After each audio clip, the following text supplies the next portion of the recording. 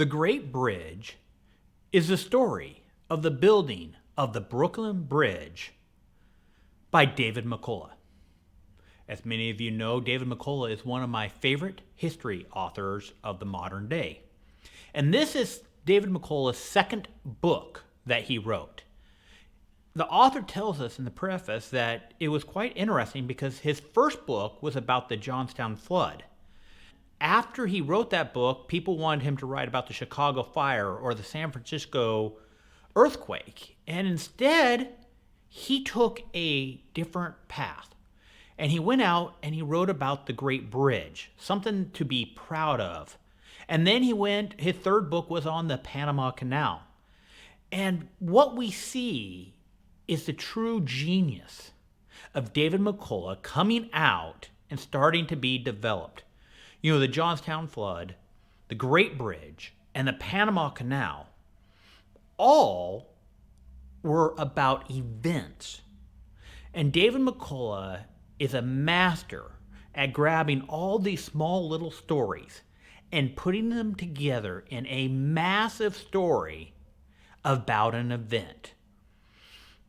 If you look through David McCullough's books, some of his best works, 1776, the Pioneers, which he just came out, again, take a lot of small stories and characters and work them all together to tell a story. Yes, he has done the biographies of 3 presidents, John Adams, Truman, and Teddy Roosevelt. And he did a biography on the Wright brothers. But the style of David McCullough is when he is telling a story of a whole lot of individuals and weaves it together. That is the true genius of David McCullough. And in this book, he walks you through the 14 years of building the Brooklyn Bridge.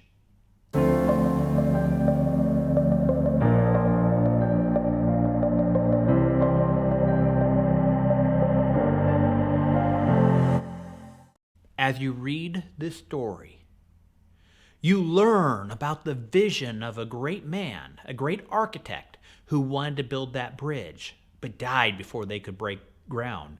One of the things I liked best about this story was the involvement of Tammany Hall.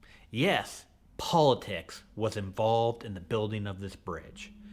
As you read this story, you're going to be so frustrated about politics and how politics was getting in the ways of the engineers building this great bridge, and how contractors might actually try to skimp in the process of the wire.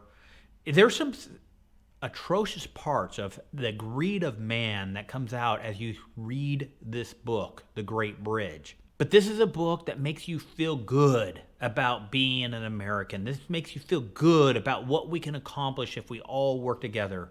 And it is a reminder that if we allow the corrupt politicians to get in the way, they can do great harm. But because of the genius of Roebling, the general contractor of this project, it was almost 50 years before they had to come in and do any improvements to the bridge. That's how good he did. Now, I have many things that I love about David McCullough. And this is going to be a little nitpicky, but there is one thing that came out of this book that I really disagree. You know, I read a lot of books. I studied a lot of U.S. history, probably not as much as David McCullough. In the middle of this book, there is a short little story about the elections of 1876. And I do not believe David McCullough put the time and effort to fully understand the election of 1876. Instead, he really gave some of the sound bites that we hear.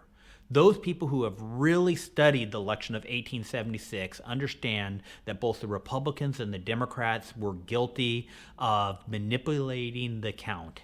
And David McCullough only told one side of that story, and that is so unlike David McCullough. I mean, David McCullough usually does a great job of examining an issue from all the different perspectives. And this is not a major part of the story of the building of the bridge, but it was something that was put in there because it helped shine the lights on a couple of the key characters who were involved in the election of 1876 between Hayes and Tilden. And as somebody who studies these elections, I was disappointed that David McCullough only told one side of the story and didn't actually tell it very good. I highly recommend that you go and read this book and learn about some of the great feats that Americans were able to accomplish in the late 1800s.